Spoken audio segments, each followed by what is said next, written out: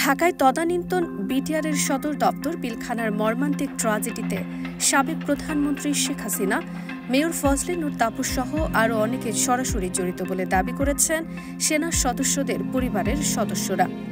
17 August দুপুরে রাজধানীর মহাখালীর রাওয়া ক্লাবে আয়োজিত এক সংবাদ সম্মেলন করেন তারা।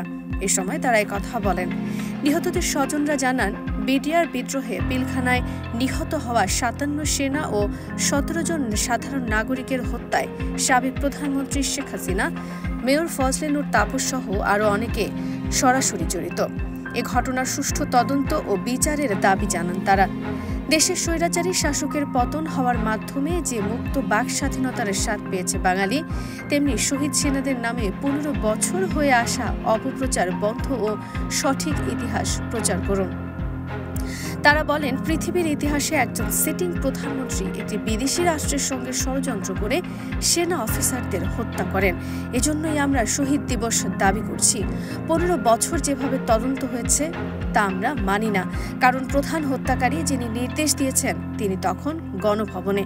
এই ঘটনায় যারা নির্দোষ এখনও জেল খাটছেন তাদের সুষ্ঠু তদন্তের মাধ্যমে মুক্তি দেওয়ার দাবি জানায়। উল্লেখ্য, 2009 সালের 25 ও 26 ফেব্রুয়ারি ঢাকার পিলখানায় সীমান্তরক্ষী বাহিনীর সদর দপ্তরে বিদ্রোহের ঘটনায় 57 সেনা কর্মকর্তা সহ 74 জন নিহত হন।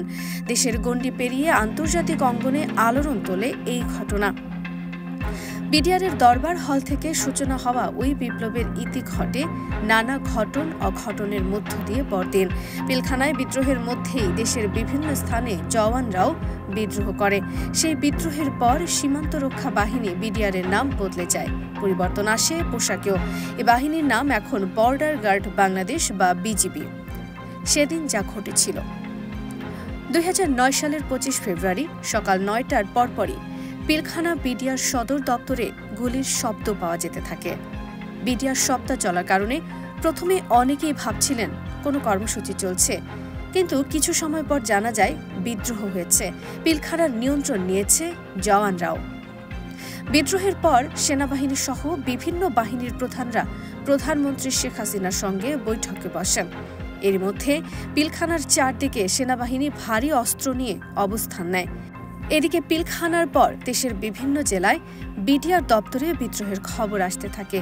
এক পর্যায়ে সরকারের পক্ষ থেকে বিদ্রোহীদের সঙ্গে শুরু হয় আলোচনা।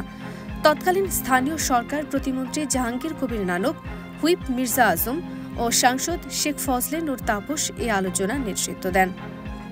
বিকালে প্রধানমন্ত্রীর সঙ্গে বিদ্রোহীদের আলোচনা হয়। পরে পিলখানার প্রধান ফটকের পাশের একটি রেস্তোরাঁয় আলোচনায় অংশ নেন কৃষিমন্ত্রী মতিয়া চৌধুরী সহ সরকারের গুরুত্বপূর্ণ কয়েকজন। গভীর রাতে তখনকার স্বরাষ্ট্রমন্ত্রী সাহারা খাতুন পিলখানায় গেলে বিদ্রোহীরা তার কাছে অস্ত্র সমর্পণ করেন। স্বরাষ্ট্রমন্ত্রী বেরিয়ে আসার সময় বিদ্রোহীদের হাতে জিম্মি কয়েকজন সেনা কর্মকর্তা এবং তাদের পরিবারকে সঙ্গে করে নিয়ে আসেন। তারা মুক্ত হন, কিন্তু এরপরও পিলখানা বিদ্রোহীদের নিয়ন্ত্রণে থাকতে দেখা যায়। এক পর্যায়ে 26 ফেব্রুয়ারি বিকাল থেকে পিলখানা শূন্য হয়ে পড়লে পুলিশ ও সেনাবাহিনী পিলখানার নিয়ন্ত্রণ নেয়। অবসান ঘটে প্রায় 33 ঘণ্টার বিদ্রোহের। বিদ্রোহের প্রথম দিন দুপুরে কামরাঙ্গীরচর বেড়িবাঁধের কাছে ম্যানহোলের মুখে 2 বিটিআর কর্মকর্তার লাশ পাওয়া গেলে হইচই পড়ে যায়। বোঝা যায় ভেতরে হত্যাকাণ্ড ঘটেছে।